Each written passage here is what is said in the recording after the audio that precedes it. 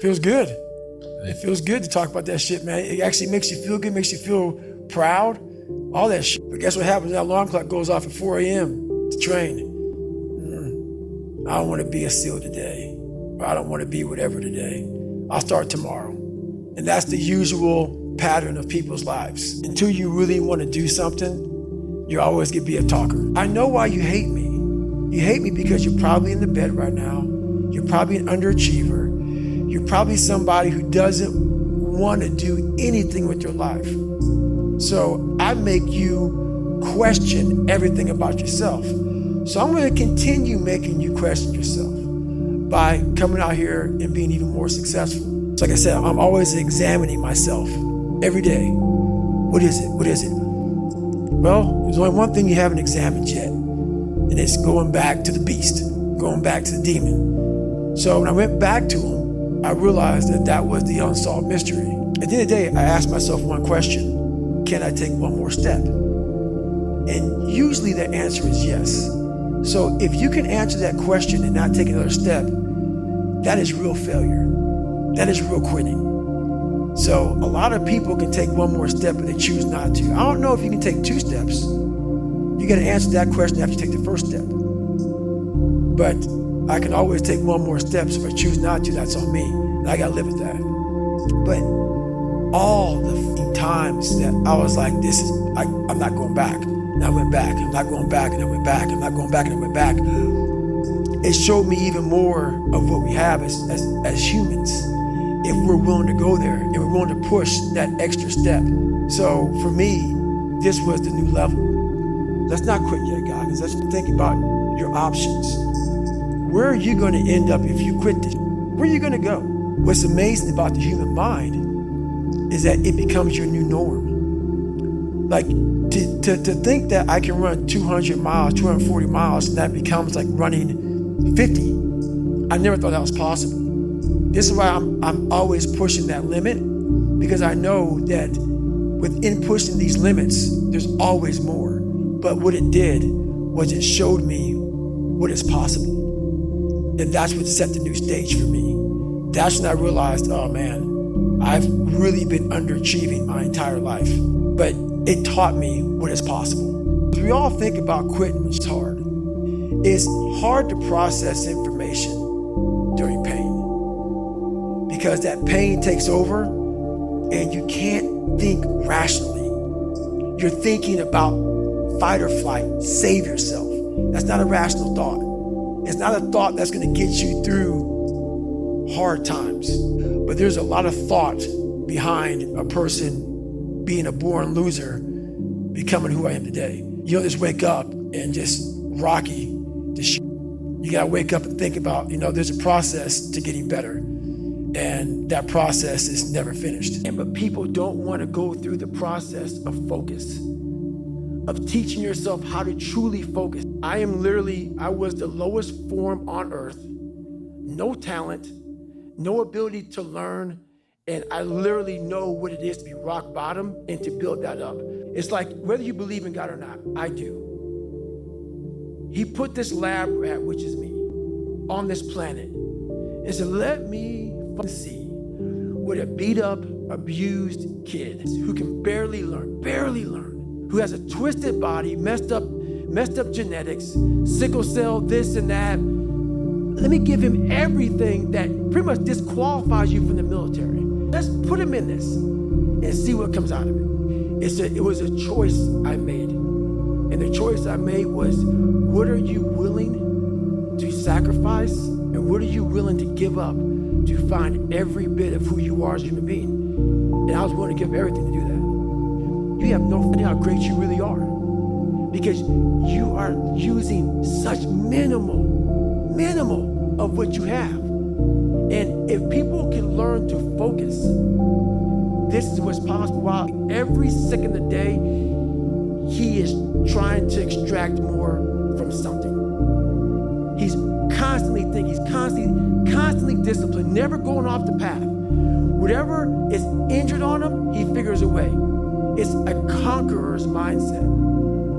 And very few people, if any, can really understand what that is. Nothing is easy. Like running is running. It sucks, but you have a choice to make. Do you want to sit down and go back to that guy you once were?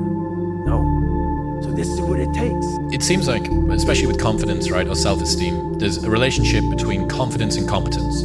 So what you're looking to do is try and have what you believe that you can do be ahead of what you can do. Right. Now, you're not looking for it to be delusional. You don't want it to be able to believe that you can do something like fly, right? But you need to have a relationship between the two. But what people are asking for is for their confidence to be so far ahead of their competence that, or without having even been competent at anything in the beginning. And that's just delusion, that's fantasy. Build belief.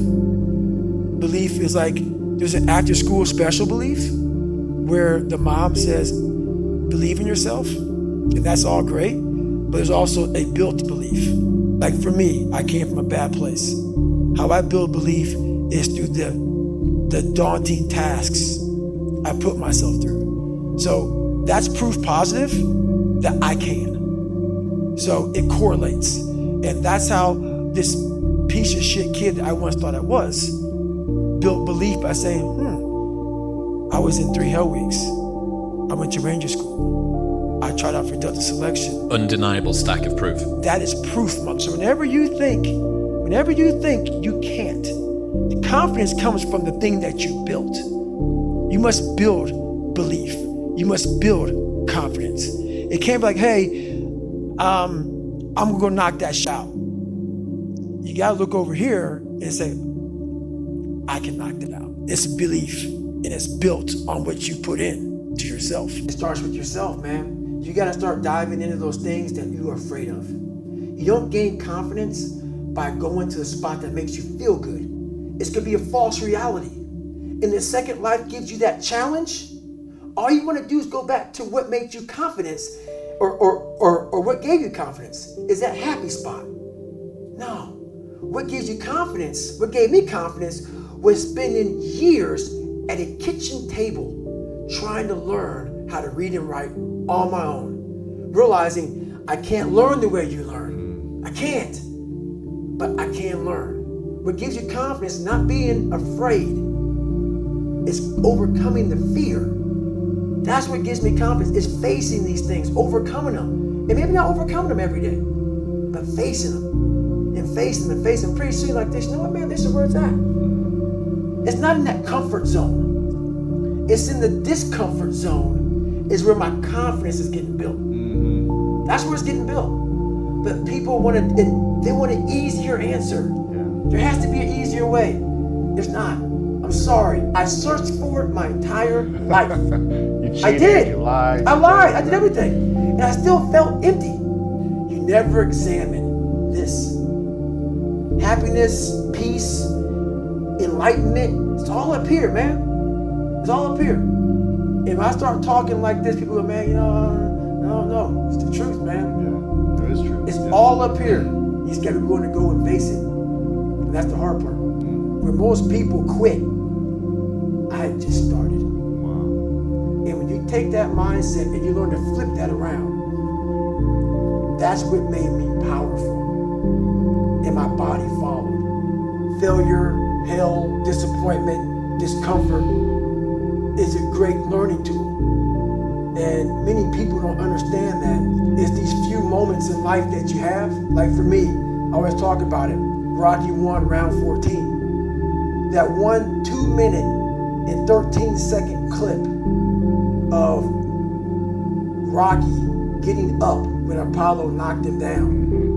That one clip, when I was going through a very bad time in my life, I saw what I wanted to be. And it wasn't a guy that won. It wasn't a guy that won everything he did. It was a guy that kept getting up after being knocked down. So I realized if that 2 minutes and 13 seconds changed my life, that's all it was. I saw something that I needed to be in the world I was living in. Maybe my story will give someone the 2 minutes and 13 seconds they need to change their life. Everybody's got a story. We don't share it on social media. We share our nice life on social media. We all have a dungeon. I'm just willing to talk about mine. I don't care how you perceive David Goggins, because through my journey, I figured out the one piece I was missing.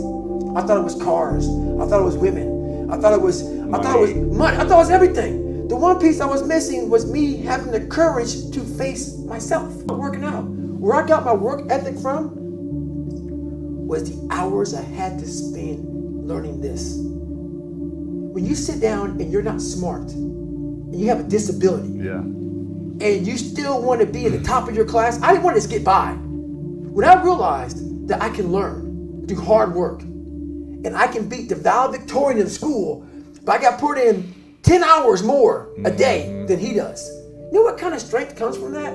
When you're sitting down, that guy, that valedictorian studied for an hour, and you know I caught you, and I am dumb, but I have the work ethic to catch you. That's where David Goggins got really invented. Was at a kitchen table with 20 spiral notebooks that were empty, and then 3 months later, they were full. And when you can go through that, I still have them in my storage unit. You go through these spiral notebooks of your life, and you realize this is how I learned. This is unbelievable.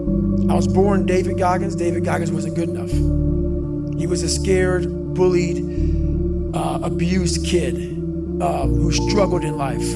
And that kid, whenever something got tough, no matter how hard I trained, no matter how ready I was, whenever something got tough for me, David Goggins, the real David Goggins, would come out and he would quit. So I realized this over a period of time. So I had to build Goggins. And in that process, that's where I get better. You have to be your best self when you're least motivated. And that's the tricky part about all that. Motivation is just a word. You have to have these different things in your mind on where you want to go and know that motivation is not going to get me there. Because I'm not going to always be motivated. Jocko said the exact same thing. He said that discipline eats motivation for breakfast. And discipline is good too. But without a clear headspace, there's no discipline. What do you mean? So let's say we have a circuit breaker, okay? And I'm loading everything up to one circuit. Just load it up. It's gonna blow. And once that thing blows, man, the circuit's all up. You gotta have each thing plugged into the right spot, like a crowded garage. You can't put anything in it.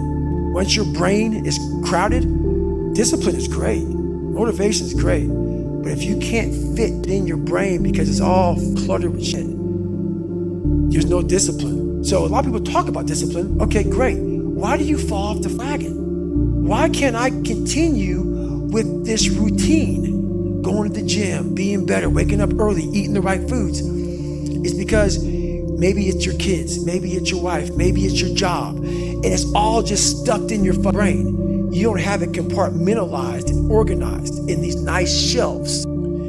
So where am I gonna put discipline in that mind if I can't find other shit? You gotta be able to find all these different things in your mind. Oh, I can put discipline right there. I can put consistency right there. I can put all these things right there in that spot. If your life is not organized, and your life being everything around you, because it takes one little piece of an outside interference to clutter your whole mind. That was the biggest thing. I had to stop caring what people thought about me. I realized that everybody does. That's the one thing I realized. I walked around and I put these people on a pedestal. Everybody was better than me. So I can't tell you anything about me because you're gonna judge me and I'm gonna feel even worse than what I am. What I realized, once I calmed my mind down and sat back and looked at how jacked up this world is, once you realize that you are not alone, everybody that's talking to you about how jacked up you are, only thing they've done better than you is they've hidden their world better than you have. That's all they've done.